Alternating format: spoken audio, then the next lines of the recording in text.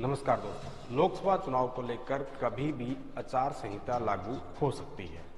जहां सभी पार्टियां हरियाणा की 10 की 10 सीटें जीतने का दावा कर रही हैं, तो वहीं सभी इस बात को लेकर जानना चाहते हैं कि कौन सी पार्टी कितनी सीट जीत सकती है।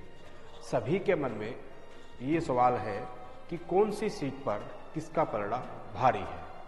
हम आपको इस स्पेशल रिपोर्ट में बताएंगे कि आखिर कौन सी पार्टी कितने पानी में है। देखिए हमारी ये खास रिपोर्ट। प्रचंड ओल मस्तकों के झुंड, आज जंग की घड़ी की तुम गुहार दो। करे सो प्राण दे, जो मन करे सो प्राण ले, वही तो एक सर्वशक्तिमान है। हरियाणा की 10 लोकसभा सीटों में गुरुग्राम सीट सबसे बड़ी सीट है। गुरुग्राम में करीब 24,94,000 यानी कि करीब 25 लाख मतदाता है। इसके बाद फिर फरीदाबाद का नंबर आता है। तो वहीं रोहतक हरियाणा की सबसे हॉट सीट है। रोहतक लोकसभा में करीब 18,63,973 यानी करीब 19 लाख वोट हैं, जिसमें से 6,84,000 सिर्फ जाट मतदाता है। रोहतक लोकसभा सीट के चुनाव और नतीजों की जो है वो कहीं न कहीं पूरे देश में चर्चा होती है। 2019 के चुनाव की बात करें तो बीजेपी के अरविंद शर्मा ने लगातार तीसरी बार के सांसद दीपेंद्र सिंह हुड्डा को हराया था। हालांकि तब से लेकर अब तक दीपेंद्र हुड्डा की हार के चर्चे सुनने को मिलते रहते हैं। हालांकि वहीं उसके साथ लगती सोनीपत लोकसभा सीट से बीजेपी के रमेश कौशिक ने भूपेंद्र सिंह हुड्डा को भी हराया था। यहां तक कि बीजेपी हरियाणा में 10 की 10 सीटें जीतने में कामयाब रही। रोहतक में इस बार भी कांग्रेस और बीजेपी के बीच जबरदस्त मुकाबला जो है वो देखने को मिलेगा। अब बात आती है उम्मीदवारों की। दीपेंद्र हुड्डा कांग्रेस की तरफ से लगभग फाइनल उम्मीदवार हैं। अब बीजेपी के उम्मीदवारों की बात करें तो मौजूदा सांसद, वैसे तो जो अरविंद शर्मा है वो प्रधानमंत्री मोदी के काफी करीब माने जाते हैं, लेकिन चर्चाएं हैं कि बीजेपी इस बार समीकरणों को ध्यान में रखते हुए वहां से अपना उम्मीदवार जो है वो बदल सकती है।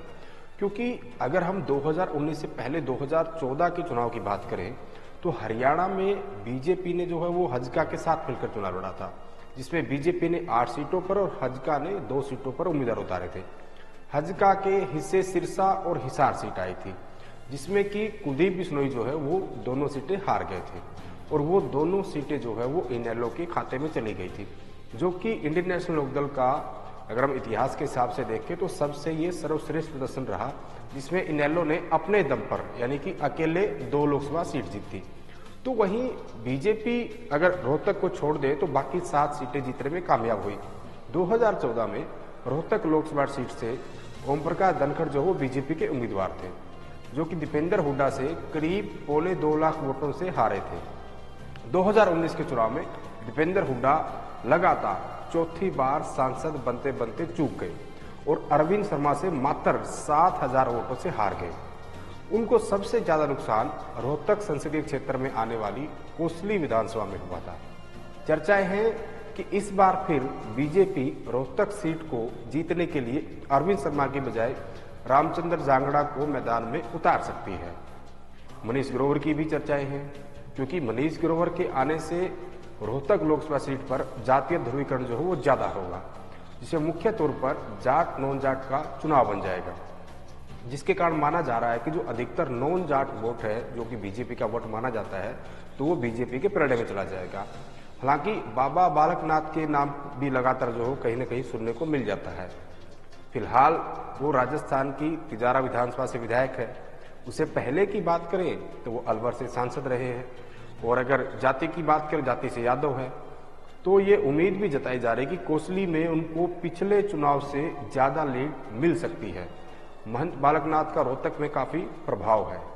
अब हम बात करें अरविंद शर्मा, रामचंद्र जांगड़ा, मनीष ग्रोवर, ओपी धनखड़, सतीश नांदल, ऐसे तमाम संभावित उम्मीदवारों के मुकाबले बालकनाथ बीजेपी के सबसे मजबूत उम्मीदवार साबित हो सकते हैं, क्योंकि 2019 के चुनाव में दीपेंद्र हुड्डा को हराने के लिए बीजेपी ने एडी से चोटी तक का जोर लगाया हुआ था। हालांकि कांग्रेस इतनी और कॉन्फिडेंस थी रोहतक सीट को लेकर कि वो उतना मजबूती से चुनाव नहीं लड़ पाई और जो वो चुनाव हार गए थे। लेकिन इस बार हुड्डा परिवार की जबरदस्त तैयारी है। हम भूपेंद्र हुड्डा ने अगर हम देखें कि जितने कार्यक्रम पूरे हरियाणा में किए हैं उतने अकेले रोहतक लोकसभा में वो कर चुके हैं। इस बार 2019 की हार का बदला लेने के वो पूरे मूड में हैं, इसलिए सारा जोर रोहतक लोकसभा में लगाया हुआ है। इस बार रोहतक में हुड्डा परिवार करो या बरो की स्थिति में चुनाव लड़ेगा। फिलहाल जितने भी सर्वे हुए हैं उनमें अभी तक कांग्रेस का परिणाम भारी है, लेकिन चुनाव और क्रिकेट में कब क्या हो जाए ये किसी को नहीं पता। तो वही आपको क्या लगता है? आपने भी जो है कमेंट के माध्यम से अपनी प्रतिक्रिया जरूर देनी है और ये बताना है कि इस बार जो है वो रोहतक लोकसभा सीट किसके खाते में जाने वाली है। अगर आपको हमारा वीडियो अच्छा लगा हो तो वीडियो को ज़्यादा से ज़्यादा शेयर करें ताकि अधिक जो लोग हैं वो इस वीडियो पर अपनी प्रतिक्रिया दे पाए।